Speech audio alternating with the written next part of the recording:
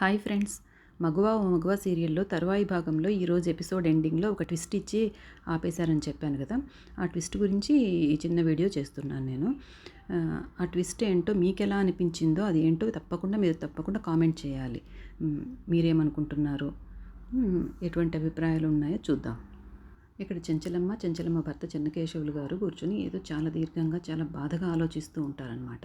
ఏం జరిగిందంటే, ఇలా ఇక్కడ వీళ్ళిద్దరూ ఆలోచిస్తూ ఉండగా తన గదిలో సింధూర ఒక గుడ్డ పరుచుకొని తన తన నగలు, తన బట్టలన్నీ సర్దుకొని ఒక సంచిలో పెట్టుకుంటూ ఉంటుంది. ఏమి జరిగినట్లు చూపిస్తారంటే, అంతకు ముందు రోజు నైట్ ఏదో ఇంటికి లైట్లన్నీ వేసి ఉంటారు, అలంకరించి ఉంటుంది. ఏదో ఫంక్షన్ అనుకుంటా ఆ రోజు.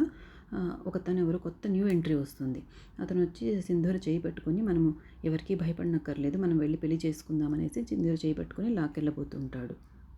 అలా చేయి పెట్టుకుని బలవంత పెడుతూ ఉండగా చెంచలమ్మ, అతని భర్త అందరూ అక్కడ వచ్చి చూస్తారనమాట. జరిగిన దాని గురించి అందరూ ఆలోచిస్తూ ఉంటారు. తను తన బట్టలు, నగలు సర్దుకుంటూ ఉంటుంది.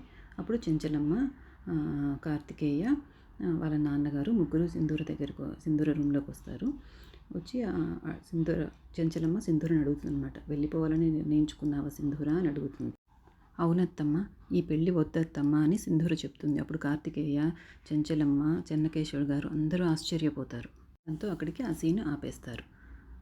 అసలు కొత్త క్యారెక్టర్ ఎవరు, అసలు ఎప్పుడు చూపించలేదు. సింధూర ఎవరితోనూ పరిచయం ఉన్నట్లు మనకెప్పుడు అనుమానం కూడా కలిగించలేదు ఈ సీరియల్లో. మరి ఏంటి ట్విస్ట్, తను ఎందుకు పెళ్ళి వద్దనుకుంటోంది? ఇవన్నీ చాలా ట్విస్టింగ్గా ఉన్నాయి.